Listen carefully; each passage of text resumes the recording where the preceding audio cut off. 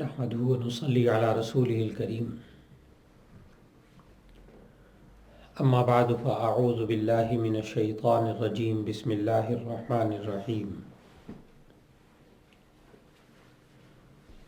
والعصر إن الإنسان لفي خسر إلا الذين آمنوا وعملوا الصالحات وتواصوا بالحق وتواصوا بالصبر صدق اللہ العظیم۔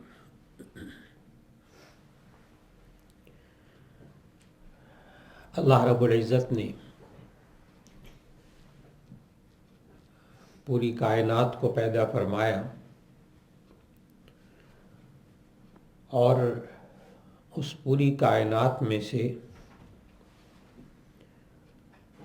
سوائے دو مخلوق کے باقی اللہ نے کسی کو اختیار نہیں دیا کہ چاہے وہ اللہ کی بات کو مانے چاہے نہ مانے۔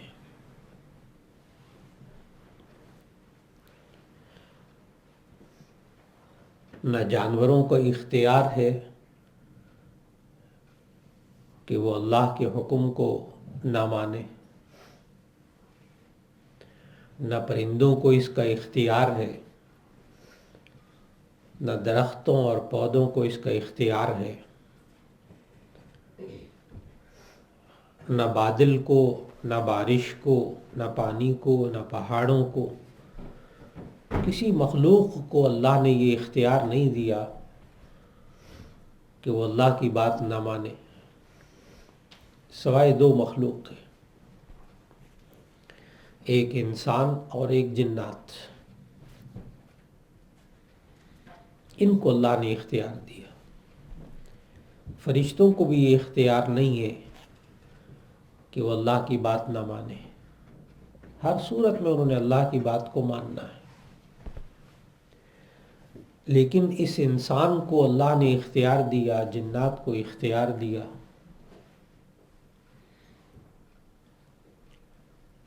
کہ چاہے تو میری بات مانو چاہے نہ مانو، فمن شاء فلیؤمن ومن شاء فلیکفر، جو چاہے ایمان لائے، جو چاہے کفر اختیار کرے، انکار کرے، نہ مانے۔ یہی اختیار غلط طریقے سے ابلیس نے اختیار کیا۔ اللہ نے کہا آدم علیہ السلام کو پیدا کر کے کہ اسجدوا لآدم، آدم کو سجدہ کرو، فسجدوا الا ابلیس، سب نے سجدہ کیا سوائے ابلیس کے، ابا واستکبر وکان من الکافرین، انکار کیا، اس نے تکبر کیا۔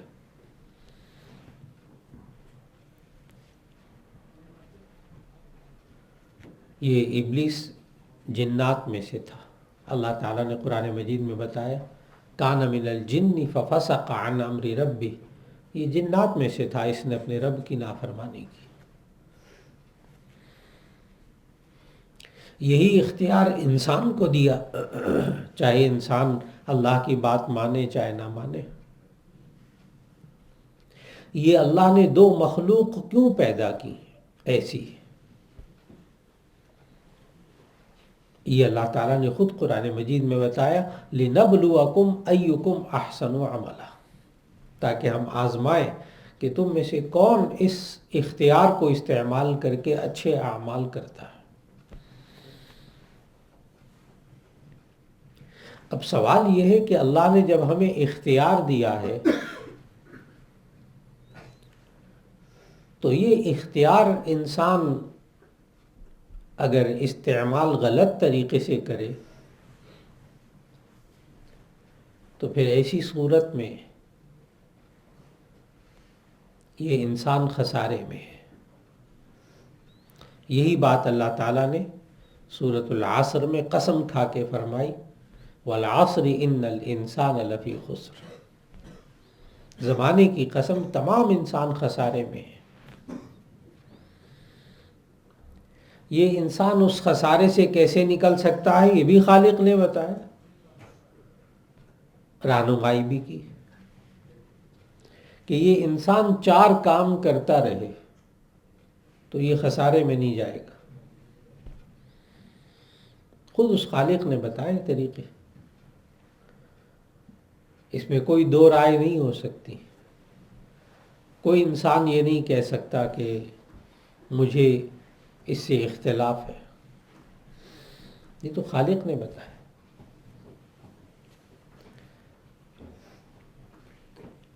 یہ انسان تمام کے تمام خسارے میں ہے۔ یہ تمام لفظ جو نکلتا ہے ترجمہ کرتے وقت، ہر ترجمہ کرنے والے نے یہی ترجمہ کیا۔ اس کی وجہ یہ ہے کہ یہاں انا تاکید کے لیے آیا ہے بے شک، اور یہ جو الانسان میں الف لام ہے، یہ گرامر کے اعتبار سے الف لام استغراق کے لیے ہے، یعنی کسی چیز کو یہ بتانا ہو نا کہ یہ تمام ہے تو اس کے لیے الف لام لگا دیتے ہیں۔ ان الانسان لفی خسر، بے شک تمام انسان خسارے میں ہے۔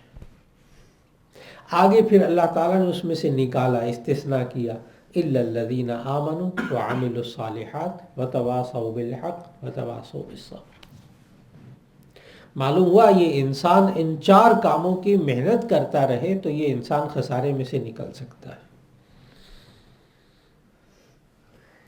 اب ان 4 کاموں پر محنت کیسے کریں؟ اس سے ہمیں یہ بھی سمجھ میں آئے گا کہ ہم اب معاشرے کے اندر رہتے ہوئے ہم اپنے آپ کو کیسے خسارے سے نکال سکتے ہیں۔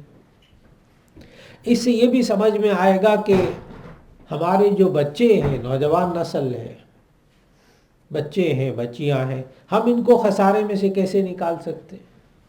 آج انسان فکر مند ہے، ہر انسان فکر مند ہے، چاہے دنیا کے کسی خطے کا رہنے والا۔ یہ انسان گھر میں رہ کر اپنے گھر والوں کو کیسے خسارے میں سے نکالے، 4 کام کر لے۔ خالق کہتا ہے کہ وہ خسارے میں سے نکل جائیں گے۔ الا الذین آمنوا، مگر وہ لوگ جو ایمان لائے۔ معلوم ہوا سب سے پہلے خسارے سے نکلنے کے لیے لازم ہے کہ یہ انسان ایمان پر محنت کرے، سب سے پہلی شرط الا الذین آمنوا، مگر وہ لوگ جو ایمان لائے۔ اب ایمان کیا ہے وہ بھی اللہ تعالیٰ نے ہمیں قرآن مجید میں بتایا کہ ایمان پر محنت کرنی ہو تو 5 چیزوں پر محنت کرنی پڑے گی۔ آمنت باللہ، یہ پورا سلیبس بتانے لگا ہوں، پورا سلیبس۔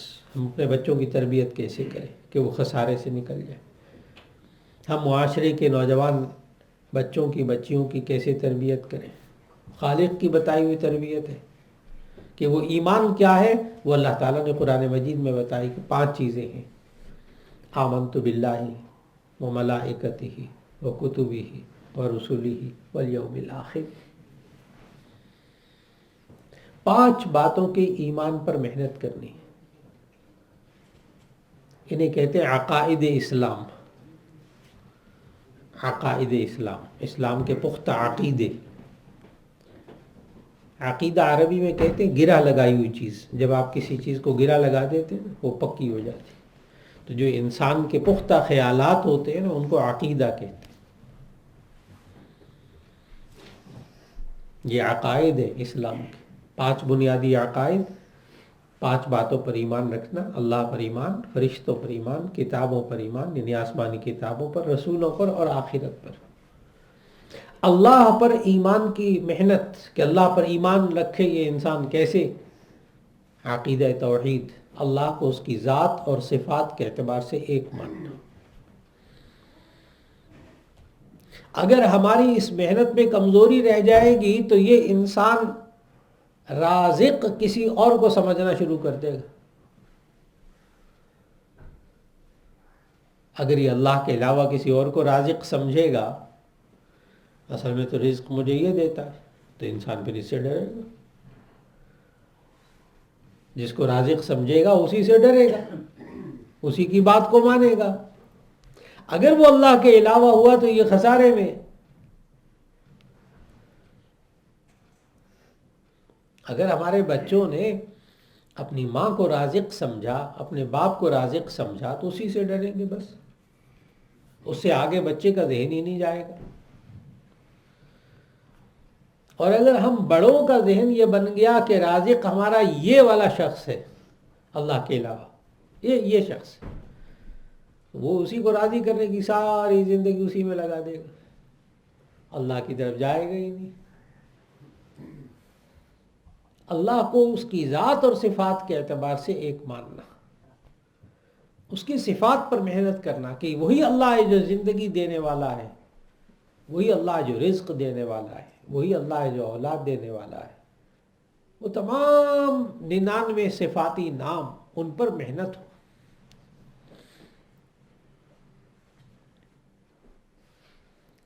یہاں تک کہ بسا اوقات بچوں کو چاکلیٹ بھی دیتے ہیں نا جب محنت ہوئی ہوتی، بیٹے یہ آپ کو کس نے دی؟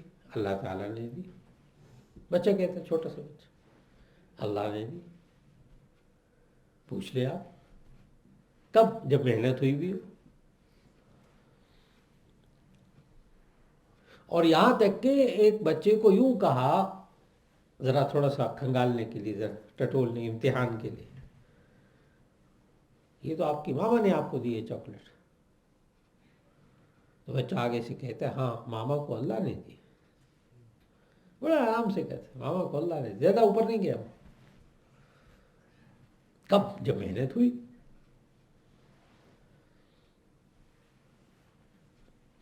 اور جب اللہ پر ایمان اور اللہ کی صفات پر ایمان آ جاتا ہے تو ایسی صورت میں پھر یہ انسان اللہ کو راضی کرنے کی فکر کرتا ہے، اللہ ہی سے ڈرتا ہے۔ آج بچوں کے اندر بھی نا اللہ کا خوف پیدا کرنے کی ضرورت ہے، خشیت الہی، جسے لقمان علیہ السلام نے اپنے بچوں کی تربیت کرتے ہوئے، یا بنیہ، سورہ لقمان دوسرا رکوع، یا بنیہ انہا ان تک مثقال حبۃ من خردل فتکن فی صخرۃ او فی السماوات او فی الارض یأت بها اللہ۔ اے میرے پیارے بیٹے، اگر کوئی رائی کا دانہ بھی کسی چٹان کے اندر ہو یا چھپا ہوا ہو کہیں، اللہ اس کو بھی لے آئے گا۔ اگر ہم نے اپنی نئی نسل کے اندر، خود اپنے اندر اللہ کا خوف پیدا کیا تو پھر یہ بچہ، آج ہم بچے کو ڈراتے ہیں، ماں سے ڈراتے ہیں، باپ سے ڈراتے ہیں، استاد سے ڈراتے ہیں، جہاں یہ تینوں نہیں ہوتا وہاں بچہ غلطی کرتا ہے۔ اور اگر اس کے ذہن میں یہ ہو کہ اللہ دیکھ رہا ہے، جیسے ہمارے بزرگ تربیت کرتے تھے، انہوں نے چند شاگردوں کی تربیت کی۔ ایک بزرگ نے، شیخ سعدی رحمہ اللہ نے واقعہ لکھا، ایک بزرگ نے تربیت کی اپنے شاگردوں کی، ایمان پر محنت ہوئی۔ پھر اس نے اپنے تمام شاگردوں کو ایک ایک کبوتر دیا، اور کبوتر دینے کے بعد کہا، جاؤ اس کو ذبح کرو جہاں کوئی نہ دیکھ رہا ہو۔ وہ سارے شاگرد گئے، کوئی کہیں گیا کوئی کہیں گیا، وہ سارے اپنے کبوتروں کو ذبح کر کے استاد صاحب کے پاس لے آئے۔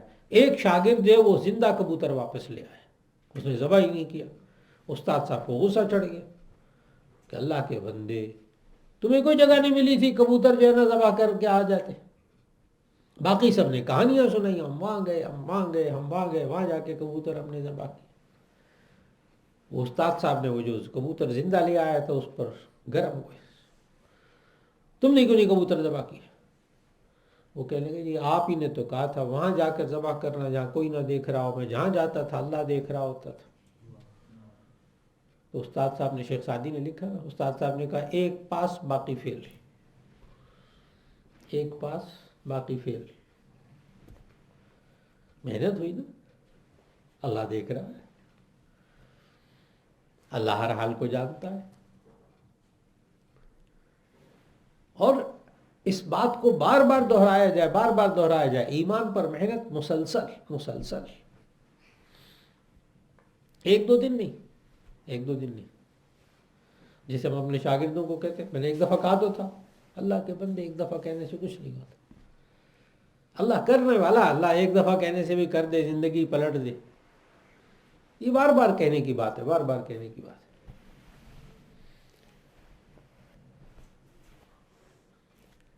انسان ایمان کی بات، عمل صالح کی بات، نیک اعمال کی بات بار بار کرتا رہے، پتہ بھی ہے کہ اس بندے کو سب کچھ پتہ ہے، پھر بھی کہتا رہے،